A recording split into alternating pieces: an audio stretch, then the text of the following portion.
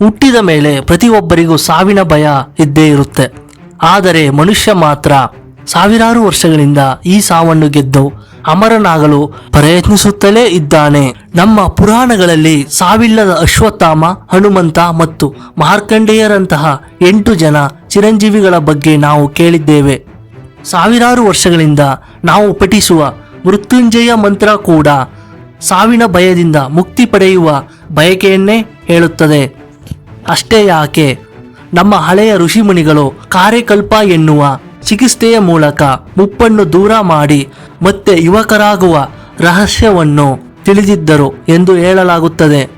ಇವೆಲ್ಲವೂ ನಮಗೆ ತಿಳಿಸುವುದು ಒಂದೇ ವಿಷಯ: ಸಾವನ್ನು ಸೋಲಿಸುವುದು ಮನುಷ್ಯನ ಯುಗಾಂತರಗಳ ಕನಸು. ಆದರೆ ಅಚ್ಚರಿ ವಿಷಯ ಅಂದರೆ, ನಾವು ಯಾವುದನ್ನು ಪವಾಡ ಅಂತ ಅಂದುಕೊಂಡಿದ್ದೇವೋ ಅದನ್ನು ಸಮುದ್ರದ ಆಳದಲ್ಲಿರುವ ಒಂದು ಪುಟ್ಟ ಜೀವಿ ಈಗಾಗಲೇ ತೋರಿಸಿದೆ. ಅದಕ್ಕೆ ನೈಸರ್ಗಿಕವಾಗಿ ಸಾವೇ ಇಲ್ಲ. ಹಾಗಾದರೆ ಆ ಜೈವಿಕ ಅಮರ ಜೀವಿ ಯಾವುದು? ಅದು ಕಾಲದ ಓಟವನ್ನು ತಡೆದು ಸಾವನ್ನು ಸೋಲಿಸಿದ್ದು ಹೇಗೆ? ಬನ್ನಿ ಇವತ್ತಿನ ವಿಡಿಯೋದಲ್ಲಿ ಈ ದೊಡ್ಡ ರಹಸ್ಯವನ್ನು ತಿಳಿಯೋಣ. ಈ ಕತೆ ಶುರುವಾಗೋದು 1980ರ ದಶಕದಲ್ಲಿ. ಜರ್ಮನಿಯ ಒಬ್ಬ ಯುವ ವಿಜ್ಞಾನಿ ಕ್ರಿಶ್ಚಿಯನ್ ಸಮ್ಮರ್ ಇಟಲಿಯ ಸುಂದರ ಸಮುದ್ರ ತೀರದಲ್ಲಿ ಸಂಶೋಧನೆ ನಡೆಸುತ್ತಿದ್ದರು. ಆಗ ಅವರಿಗೆ ಕೆಲವು ಪುಟ್ಟ ಜೆಲ್ಲಿ ಫಿಶ್ಗಳು ಸಿಕ್ಕವು. ಈ ಜೆಲ್ಲಿ ಫಿಶ್ಗಳನ್ನು ಅವರು ಸಂಶೋಧನೆಗಾಗಿ ತಮ್ಮ ಪ್ರಯೋಗಾಲಯಕ್ಕೆ ತಂದರು. ಪ್ರಯೋಗಾಲಯದಲ್ಲಿ ಸಮ್ಮರ್ ಒಂದು ವಿಚಿತ್ರವನ್ನು ಗಮನಿಸಿದರು. ಸಾಮಾನ್ಯವಾಗಿ ಯಾವುದೇ ಜೀವಿ ವಯಸ್ಸಾದಂತೆ ಬಲಹೀನವಾಗಿ ಸಾಯುತ್ತದೆ. ಆದರೆ ಇಲ್ಲಿ ನಡೆಯುತ್ತಿರುವುದೇ ಬೇರೆ. ವಯಸ್ಸಾದ ಜೆಲ್ಲಿ ಫಿಶ್ಗಳು ಸಾಯುವ ಬದಲು ಇದ್ದಕ್ಕಿದ್ದಂತೆ ನಾಪತ್ತೆಯಾಗುತ್ತಿದ್ದವು. ವಿಜ್ಞಾನಿ ಸಮ್ಮರ್ ಗಮನಿಸಿದಾಗ ಒಂದು ಆಶ್ಚರ್ಯಕರ ವಿಷಯ ತಿಳಿಯಿತು. ವಯಸ್ಸಾದ ಜೆಲ್ಲಿ ಫಿಶ್ಗಳು ಸಾಯುವ ಬದಲು ಮರಳಿ ತನ್ನ ಬಾಲ್ಯದ ಹಂತಕ್ಕೆ ಅಥವಾ ಶಿಶು ಹಂತಕ್ಕೆ ಹೋಗುತ್ತಿದ್ದವು. ಅಂದರೆ ಮುದಿಯಾದವನು ಮತ್ತೆ ಮಗುವಾಗಿ ಬದಲಾದಂತೆ. ಈ ವಿಚಿತ್ರ ವಿದ್ಯಮಾನವನ್ನೇ ವಿಜ್ಞಾನಿಗಳು ಜೈವಿಕ ಅಮರತ್ವ ಎಂದು ಕರೆದರು. ಹುಟ್ಟಿದ ಮೇಲೆ ಸಾಯಲೇಬೇಕು ಎಂಬ ಈ ಭೂಮಿಯ ನಿಯಮವನ್ನೇ ಈ ಪುಟ್ಟ ಜೀವಿಯು ಸುಳ್ಳಾಗಿಸಿತು. ಈ ಜೆಲ್ಲಿ ಫಿಶ್ಗೆ ಸಾವಿಲ್ಲ. ತನಗೆ ವಯಸ್ಸಾಯಿತು ಅಥವಾ ಪರಿಸರ ಸರಿಯಿಲ್ಲ ಎನ್ನಿಸಿದಾಗ ಅದು ತನ್ನ ಜೀವಕೋಶಗಳನ್ನು ಪುನರ್ರಚಿಸಿಕೊಂಡು ಮತ್ತೆ ಮಗುವಾಗಿ ಜೀವನ ಆರಂಭಿಸುತ್ತದೆ. ಹಾಗಾಗಿ ಇದಕ್ಕೆ ಅಮರ ಜೆಲ್ಲಿ ಫಿಶ್ ಎಂಬ ಹೆಸರಿದೆ. ಪ್ರಕೃತಿಯಲ್ಲಿ ಪ್ರತಿಯೊಂದು ಜೀವಿಯು ಹುಟ್ಟುತ್ತದೆ, ಬೆಳೆಯುತ್ತದೆ ಮತ್ತು ಸಾಯುತ್ತದೆ. ಇದನ್ನು ನಾವು ಜೈವಿಕ ಗಡಿಯಾರ ಎಂದು ಕರೆಯುತ್ತೇವೆ. ಮನುಷ್ಯನ ಜೀವಕೋಶಗಳು ಒಂದು ನಿರ್ದಿಷ್ಟ ಅವಧಿವರೆಗೆ ಮಾತ್ರ ವಿಭಜನೆಯಾಗುತ್ತವೆ. ಆ ಅವಧಿ ಮುಗಿದಾಗ ಕೋಶಗಳ ನೈಸರ್ಗಿಕ ಸಾವು ಎಂಬ ಪ್ರಕ್ರಿಯೆಯಿಂದ ಜೀವಕೋಶಗಳು ಸಾಯುತ್ತವೆ. ಅಂತಿಮವಾಗಿ ಜೀವಿಯೇ ಸಾವನ್ನಪ್ಪುತ್ತದೆ. ಆದರೆ ಈ ಅಮರ ಜೆಲ್ಲಿ ಫಿಶ್ನ ಗಡಿಯಾರ ಮಾತ್ರ ಉಲ್ಟಾ ತಿರುಗುತ್ತದೆ. ಅದು ಮುಪ್ಪಿನ ಹಂತ ತಲುಪಿದಾಗ ಅಥವಾ ಅದಕ್ಕೆ ಆಹಾರ ಕೊರತೆಯಾದಾಗ ಅದು ಸಾವನ್ನು ಒಪ್ಪಿಕೊಳ್ಳುವ ಬದಲು ತನ್ನ ವಯಸ್ಸನ್ನು ಹಿಂದಕ್ಕೆ ತಿರುಗಿಸುತ್ತದೆ. ಅಂದರೆ ವೃದ್ಧಾಪ್ಯದ ಹಂತದಿಂದ ನೇರವಾಗಿ ಬಾಲ್ಯಕ್ಕೆ ಜಿಗಿಯುತ್ತದೆ. ಇಡೀ ಜಗತ್ತಿನಲ್ಲಿ ಈ ಶಕ್ತಿ ಬೇರೆ ಯಾವ ಜೀವಿಯ ಬಳಿಯೂ ಇಲ್ಲ. ಜೆಲ್ಲಿ ಫಿಶ್ನ ಜೀವನ ಚಕ್ರದಲ್ಲಿ 2 ಮುಖ್ಯ ರೂಪಗಳಿವೆ. ಪಾಲಿಪ್, ಇದು ಗಿಡದಂತೆ ಸಮುದ್ರದ ತಳಕ್ಕೆ ಅಂಟಿಕೊಂಡಿರುವ ಹಂತ, ಇದು ಮಗುವಿನ ಹಂತ. ಮೆಡುಸಾ, ಇದು ನಮಗೆಲ್ಲ ಗೊತ್ತಿರುವಂತೆ ಛತ್ರಿಯ ಆಕಾರದಲ್ಲಿ ಸಮುದ್ರದಲ್ಲಿ ಈಜಾಡುವ ಪ್ರೌಢ ಹಂತ. ಸಾಮಾನ್ಯ ಜೆಲ್ಲಿ ಫಿಶ್ಗಳು ಮೆಡುಸಾ ಹಂತಕ್ಕೆ ಬಂದಾಗ ಸಾಯುತ್ತವೆ. ಆದರೆ ಈ ಅಮರ ಜೆಲ್ಲಿ ಫಿಶ್ಗೆ ಸಾವು ಹತ್ತಿರವಾಗುತ್ತಿದೆ ಅಥವಾ ಅಪಾಯವಿದೆ ಎಂದು ತಿಳಿದ ತಕ್ಷಣ ಅದು ತನ್ನ ಇಡೀ ದೇಹವನ್ನು ಸಂಕುಚಿತಗೊಳಿಸುತ್ತದೆ. ಅದರ ಸ್ನಾಯುಗಳು ಮತ್ತು ನರಗಳು ಕರಗಿ ದ್ರವರೂಪಕ್ಕೆ ತಿರುಗುತ್ತವೆ. ನಂತರ ಅದು ಸಮುದ್ರದ ತಳಕ್ಕೆ ಇಳಿದು ಮತ್ತೆ ಪಾಲಿಪ್ ಆಗಿ ಮೊಳಕೆ ಒಡೆಯುತ್ತದೆ. ಅಂದರೆ ವಯಸ್ಸಾದ ಮೇಲೆ ಸಾಯುವ ಬದಲು ಅದು ಮತ್ತೆ ಮಗುವಾಗಿ ತನ್ನ ಜೀವನವನ್ನು 0ಯಿಂದ ಶುರು ಮಾಡುತ್ತದೆ. ಇದು ವಿಜ್ಞಾನ ದೃಷ್ಟಿಯಿಂದ ಅತ್ಯಂತ ರೋಚಕವಾದ ಭಾಗ.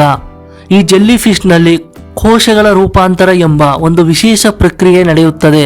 ಇದನ್ನು ನಿಮಗೆ ಸರಳವಾಗಿ ವಿವರಿಸಬೇಕೆಂದರೆ, ನಮ್ಮ ದೇಹದಲ್ಲಿ ರಕ್ತದ ಜೀವಕೋಶಗಳು ಕೇವಲ ರಕ್ತದ ಕೆಲಸವನ್ನೇ ಮಾಡುತ್ತವೆ.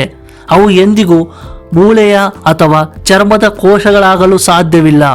ಆದರೆ ಈ ಜೆಲ್ಲಿ ಫಿಶ್ನಲ್ಲಿ ಒಂದು ಪೂರ್ಣ ಪ್ರಮಾಣದಲ್ಲಿ ಬೆಳೆದ ಜೀವಕೋಶವು ತನ್ನ ಅಸ್ತಿತ್ವವನ್ನೇ ಅಳಿಸಿ ಹಾಕಿ ಸಂಪೂರ್ಣವಾಗಿ ಹೊಸ ಕೆಲಸವನ್ನು ಮಾಡುವ ಹೊಸ ಜೀವಕೋಶವಾಗಿ ಬದಲಾಯಿಸಿಕೊಳ್ಳುತ್ತದೆ. ಇದೊಂಥರ ಹಳೆಯ ಪೀಠೋಪಕರಣಗಳನ್ನು ಕರಗಿಸಿ ಹೊಸದನ್ನು ಮಾಡಿದಂತೆ. ಈ ರಸವಿದ್ಯೆಯೇ ಅದಕ್ಕೆ ಅಮರತ್ವವನ್ನು ನೀಡುತ್ತದೆ. ಸ್ಪೇನ್ ದೇಶದ ವಿಜ್ಞಾನಿಗಳು ಇತ್ತೀಚೆಗೆ ಈ ಜೆಲ್ಲಿ ಫಿಶ್ನ ಇಡೀ ದೇಹದ ರಚನೆಯ ರಹಸ್ಯವನ್ನು ಪತ್ತೆ ಹಚ್ಚಿದ್ದಾರೆ. ಸಾಮಾನ್ಯವಾಗಿ ಮನುಷ್ಯರಿಗೆ ವಯಸ್ಸಾದಂತೆ ನಮ್ಮ ದೇಹದ ಒಳಗಿನ ಜೀವಕೋಶಗಳ ಮಾಹಿತಿ DNA ಹಾನಿಗೊಳಗಾಗುತ್ತದೆ. ಅದನ್ನು ಸರಿಪಡಿಸುವ ಶಕ್ತಿ ನಮ್ಮ ದೇಹಕ್ಕೆ ಇರುವುದಿಲ್ಲ. ಹಾಗಾಗಿ ನಮಗೆ ಮುಪ್ಪು ಅಥವಾ ವಯಸ್ಸಾದ ಲಕ್ಷಣಗಳು ಕಾಣಿಸಿಕೊಳ್ಳುತ್ತವೆ. ಆದರೆ ಈ ಜೆಲ್ಲಿ ಫಿಶ್ನಲ್ಲಿ ಒಂದು ಮ್ಯಾಜಿಕ್ ಇದೆ. ಇದರ ದೇಹದಲ್ಲಿ ಏನಾದರೂ ಹಾನಿಯಾದ ತಕ್ಷಣ ಅದನ್ನು ಸರಿಪಡಿಸುವ ಸುಮಾರು 1,000ಕ್ಕೂ ಹೆಚ್ಚು ವಿಶೇಷ ಜೀನ್ಗಳಿವೆ. ಇವು ದೇಹದ ಒಳಗೆ ಯಾವುದಾದರೂ ತೊಂದರೆ ಕಾಣಿಸಿಕೊಂಡ ತಕ್ಷಣ ಅದನ್ನು ರಿಪೇರಿ ಮಾಡುತ್ತವೆ.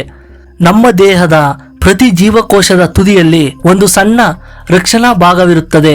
ಇದನ್ನು ನೀವು ಹಾಕಿಕೊಳ್ಳುವ ಶೂಲೆಸ್ ತುದಿಯಲ್ಲಿರುವ ಪ್ಲಾಸ್ಟಿಕ್ ಕ್ಯಾಪ್ಗೆ ಹೋಲಿಸಬಹುದು.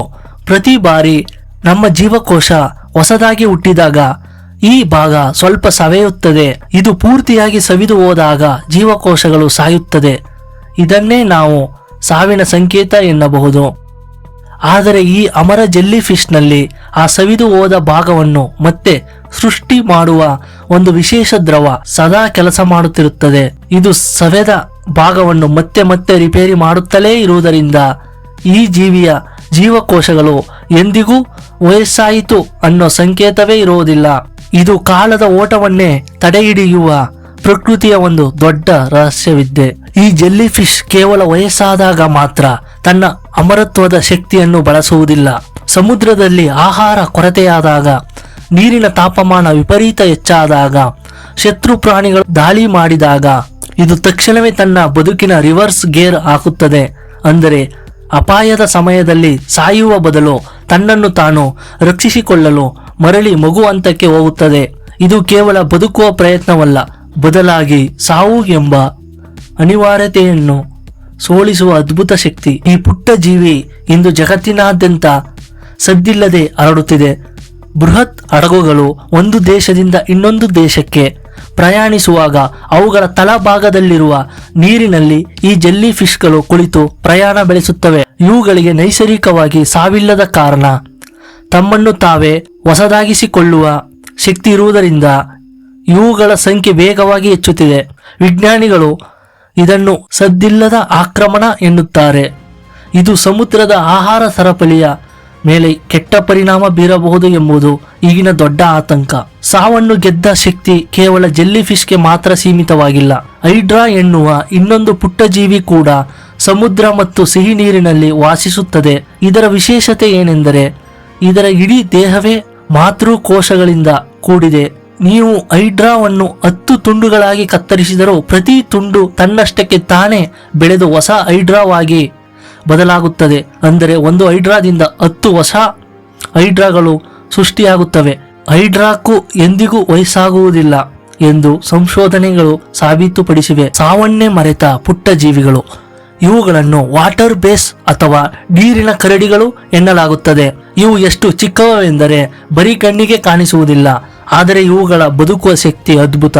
ಅತ್ಯಂತ ಕಠಿಣ ಪರಿಸ್ಥಿತಿ ಎದುರಾದಾಗ ಇವು ತಮ್ಮ ದೇಹದ 97% ನೀರನ್ನು ಹೊರಹಾಕಿ ಸುಪ್ತಾವಸ್ಥೆಗೆ ತಲುಪುತ್ತವೆ. ಈ ಸ್ಥಿತಿಯಲ್ಲಿ ಇವು ಬಾಹ್ಯಾಕಾಶದ ನ್ಯೂನತೆ, ಅತಿಯಾದ ವಿಕಿರಣ ಮತ್ತು ಕುದಿಯುವ ನೀರನ್ನು ತಡೆದುಕೊಳ್ಳಬಲ್ಲವು. 100 ವರ್ಷಗಳ ನಂತರ ಒಂದು ಹನಿ ನೀರು ಸಿಕ್ಕರೂ ಇವು ಮತ್ತೆ ಜೀವಂತವಾಗುತ್ತವೆ. ಮನುಷ್ಯನ ಆಯಸ್ಸಿಗೆ ವಿಜ್ಞಾನದಲ್ಲಿ ಒಂದು ಮಿತಿ ಇದೆ. ಅದನ್ನು ಎಪ್ರಿಕ್ ಲಿಮಿಟ್ ಎನ್ನಲಾಗುತ್ತದೆ. ಇದರ ಪ್ರಕಾರ ನಮ್ಮ ಜೀವಕೋಶಗಳು ಕೇವಲ 50ರಿಂದ 70 ಬಾರಿ ಮಾತ್ರ ವಿಭಜನೆಯಾಗಬಲ್ಲವು. ಈ ಮಿತಿ ಮುಗಿದಾಗ ಜೀವಕೋಶಗಳು ಕೆಲಸ ನಿಲ್ಲಿಸುತ್ತವೆ. ಇದರಿಂದ ಮುಪ್ಪು, ವೃದ್ಧಾಪ್ಯ ಉಂಟಾಗುತ್ತದೆ. ಜೆಲ್ಲಿ ಫಿಶ್ ಈ ಮಿತಿಯನ್ನೇ ಮೀರಿ ಹೇಗೆ ಬದುಕುತ್ತದೆ ಎಂಬುದೇ ಇಂದಿನ ದೊಡ್ಡ ಸಂಶೋಧನೆ. ಇಂದು ವಿಜ್ಞಾನಿಗಳ ಕೈಯಲ್ಲಿ ಜೆನೆಟಿಕ್ ಕತ್ತರಿ ಎಂಬ ತಂತ್ರಜ್ಞಾನವಿದೆ. ಇದು ನಮಗೆ ಬೇಕಾದ ಜೀನ್ಗಳನ್ನು ಬದಲಾಯಿಸಲು ಅವಕಾಶ ನೀಡುತ್ತದೆ. ಜೆಲ್ಲಿ ಫಿಶ್ನ ಅಮರತ್ವಕ್ಕೆ ಕಾರಣವಾದ ಸಂಕೇತಗಳನ್ನು ಗುರುತಿಸಿ ಅವುಗಳನ್ನು ಮನುಷ್ಯನ ಜೀವಕೋಶಗಳಲ್ಲಿ ಅಳವಡಿಸಲು ಸಾಧ್ಯವೇ ಎಂಬುದು ಇಂದಿನ ರೋಚಕ ಪ್ರಶ್ನೆ. ಒಂದು ವೇಳೆ ಮನುಷ್ಯ ನಿಜವಾಗಿಯೂ ಅಮರನಾದರೆ ಈ ಭೂಮಿಯ ಪರಿಸ್ಥಿತಿ ಏನಾಗಬಹುದು? ಸಾವು ಇಲ್ಲದಿದ್ದರೆ ಜನಸಂಖ್ಯಾ ಸ್ಫೋಟಗೊಂಡು ಆಹಾರ ಮತ್ತು ನೀರಿನ ಕೊರತೆ ಉಂಟಾಗಬಹುದು. ಅಲ್ಲದೆ ಕೇವಲ ಶ್ರೀಮಂತರಿಗೆ ಮಾತ್ರ ಈ ತಂತ್ರಜ್ಞಾನ ಸಿಕ್ಕರೆ ಸಮಾಜದಲ್ಲಿ ದೊಡ್ಡ ಅಸಮಾನತೆ ಸೃಷ್ಟಿಯಾಗುತ್ತದೆ. ಸಾವು ಇಲ್ಲದ ಜೀವನ ತನ್ನ ಮೌಲ್ಯವನ್ನು ಕಳೆದುಕೊಳ್ಳುತ್ತದೆಯೇ? ಈ ಪ್ರಶ್ನೆಗಳು ನಮಗೆ ಅತ್ಯಂತ ಮುಖ್ಯವಾಗಿವೆ. ಜೆಲ್ಲಿ ಫಿಶ್ ಅಮರವಾಗಿದ್ದರೂ ಅದು ಅಜೇಯವಲ್ಲ. ಅದನ್ನು ದೊಡ್ಡ ಮೀನು ತಿಂದರೆ ಅಥವಾ ಕಾಯಿಲೆ ಬಂದರೆ ಅದು ಸಾಯುತ್ತದೆ. ಹಾಗೆಯೇ ಮನುಷ್ಯ ತಂತ್ರಜ್ಞಾನದಿಂದ ಅಮರನಾದರೂ ಪ್ರಕೃತಿಯ ವಿಕೋಪಗಳಿಂದ ಅಪಘಾತಗಳಿಂದ ಬದುಕುವುದು ಕಷ್ಟ. ನಮಗೆ ಜೈವಿಕವಾಗಿ ಅಮರರಾಗಲು ಸಾಧ್ಯವಾಗದಿದ್ದರೆ ನಮ್ಮ ಪ್ರಜ್ಞೆಯನ್ನು ಕಂಪ್ಯೂಟರ್ಗೆ ಅಪ್ಲೋಡ್ ಮಾಡುವುದು ಹೇಗೆ?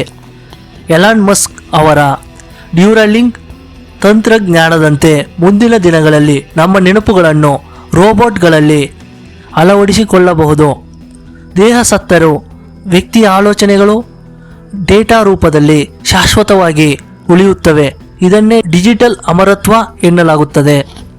ಮುಂದಿನ 100 ವರ್ಷಗಳಲ್ಲಿ ವೈದ್ಯಕೀಯ ಕ್ಷೇತ್ರದಲ್ಲಿ ಈ ಜೆಲ್ಲಿ ಫಿಶ್ನ ಪಾತ್ರ ಹಿರಿದಾದದ್ದು. ಸಂಶೋಧಕರ ಪ್ರಕಾರ 2100ನೇ ಇಸವಿಯ ವೇಳೆಗೆ ಮನುಷ್ಯನ ಸರಾಸರಿ ಆಯುಷ್ಯು 120ರಿಂದ 150 ವರ್ಷಗಳಾಗಬಹುದು. ವಯಸ್ಸಾಗುವುದನ್ನು ಒಂದು ರೋಗ ಎಂದು ಪರಿಗಣಿಸಿ ಅದಕ್ಕೆ ಲಸಿಕೆ ಅಥವಾ ಮದ್ದು ಕಂಡುಹಿಡಿಯುವ ಕಾಲ ದೂರವಿಲ್ಲ. ವಿಶ್ವವು ಬದಲಾವಣೆಯ ಸಂಕೇತ. ನಾವು ಆಕಾಶದ ನಕ್ಷತ್ರಗಳನ್ನು ಹುಡುಕುತ್ತಿರುವಾಗ ಪ್ರಕೃತಿಯು ಸಮುದ್ರದ ಹನಿ ನೀರಿನಲ್ಲಿ ಇಂತಹ ದೊಡ್ಡ ರಹಸ್ಯವನ್ನು ಇಟ್ಟಿದೆ.